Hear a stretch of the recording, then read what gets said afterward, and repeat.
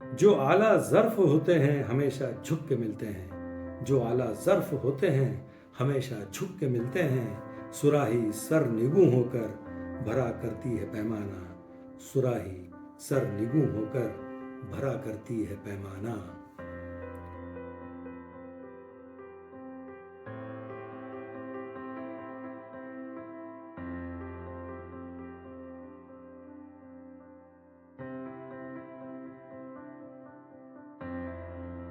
दीवान ख़ास में आप सभी ख़ास मेहमानों का फिर एक बार ख़ास इस्तकबाल, बहुत बहुत स्वागत।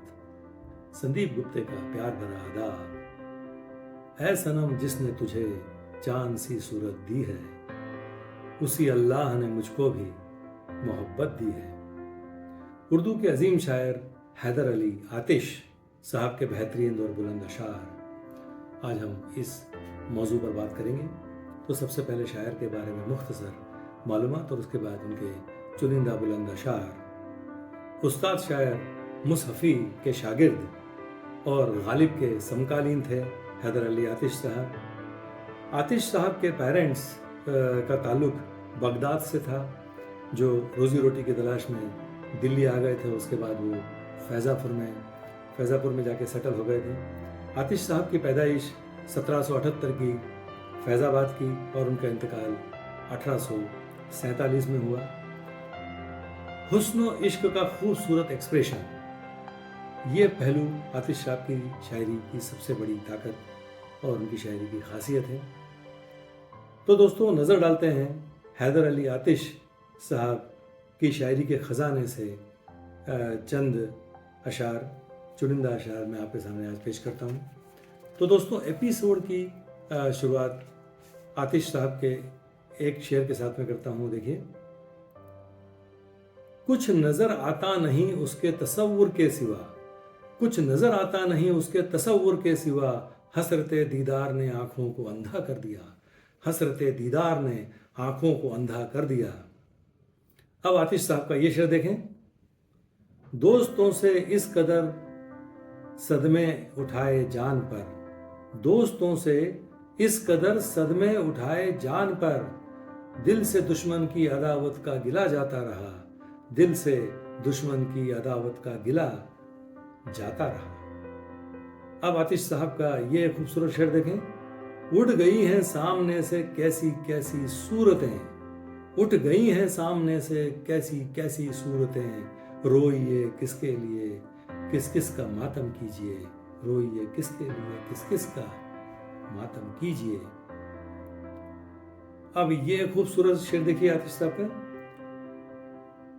छुटपुटा वक्त है बहता हुआ दरिया ठहरा, छुटपुटा वक्त है बहता हुआ दरिया ठहरा, सुबह से शाम हुई दिल न हमारा ठहरा, सुबह से शाम हुई दिल न हमारा ठहरा। और अब हैदर अली आतिश साहब का ये बेहद मकबूल शेर है जो अभी आपके सामने पेश करूंगा। वो देखिए।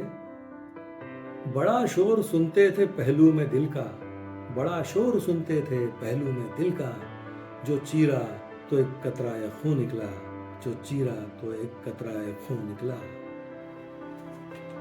अब आतिश साहब का ये एक लाजवाब शेर देखिए। एक अलग ही तसव्वुर आपको इस शेर में, एक मंजर कशी हुआ तसव्वुर दिखाई देगा। मेहंदी लगाने का जो ख्याल आया आपको, मेहंदी लगाने का जो ख्याल आया आपको, सूखे हुए दरख्त हिना के हरे हुए, सूखे हुए दरख्त हिना के हरे हुए। देखिए, एक अलग ही तसव्वुर है इस शेर में। और ये लाजवाब शेर देखिए। ये दिल लगाने में मैंने मज़ा उठाया है, ये दिल लगाने में मैंने मज़ा उठाया है, मिला न दोस्त तो दुश्मन से इत्तिहाद किया, मिला न दोस्त तो दुश्मन से इत्तिहाद किया। अब हैदर अली आतिश साहब का ये एक उम्दा शेर देखिए।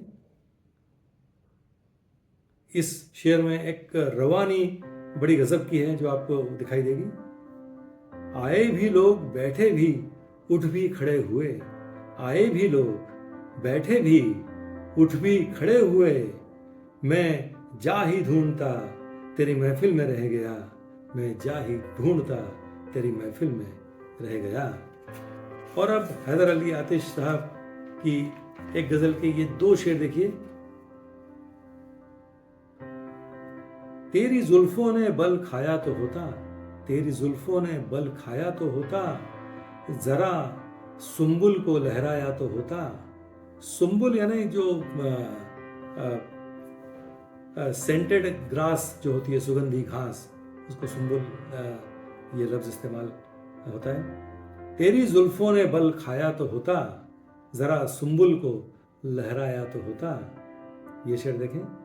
कहे जाते वो सुनते या न सुनते, कहे जाते वो सुनते या न सुनते, ज़बां तक हाले दिल आया तो होता, ज़बां तक हाले दिल आया तो होता। अब हैदर अली आतिश साहब का ये एक खूबसूरत शेर देखें। मैंने जिस तरह कहा कि उनकी शायरी में इश्क और हुस्न का एक बड़ा खूबसूरत एक्सप्रेशन दिखाई देता है जगह जगह पर। अब ये शेर देखें। न पाक होगा कभी हुस्न और इश्क का झगड़ा, न पाक होगा कभी हुस्न और इश्क का झगड़ा, वो किस्सा है ये कि जिसका कोई गवाह नहीं, वो किस्सा है ये कि जिसका कोई गवाह नहीं।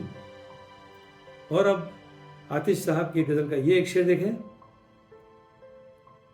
अब मुलाकात हुई है तो मुलाकात रहे, अब मुलाकात हुई है तो मुलाकात रहे, न मुलाकात थी जब तक की मुलाकात न थी, न मुलाकात थी जब तक की मुलाकात न थी। और दोस्तों, अब एपिसोड के आखिर में हैदर अली आतिश साहब का ये खूबसूरत लाजवाब शेर मैं आपके सामने पेश करता हूँ, जो बड़ा मकबूल भी है और दुनिया भर में कई मरतबा कोड भी किया जाता है। जो आला ज़र्फ़ होते हैं हमेशा झुक के मिलते हैं, जो आला ज़र्फ़ होते हैं हमेशा झुक के मिलते हैं, सुराही सर निगू होकर भरा करती है पैमाना, सुराही सर निगू होकर भरा करती है पैमाना। तो दोस्तों, ये थे हैदर अली आतिश साहब की शायरी के ख़जाने से चुनिंदा अशार जो मैंने आपके सामने पेश किए। तो मुझे उम्मीद है दोस्तों, आपको ये एपिसोड या अशार ज़रूर पसंद आए होंगे। तो अगली मर्तबा किसी और शायर या शायरा का कलाम लेकर मैं आपके सामने फिर हाजिर होता हूँ। तब तक चैनल को सब्सक्राइब कीजिए और हमसे जुड़े रहिए। बहुत बहुत शुक्रिया।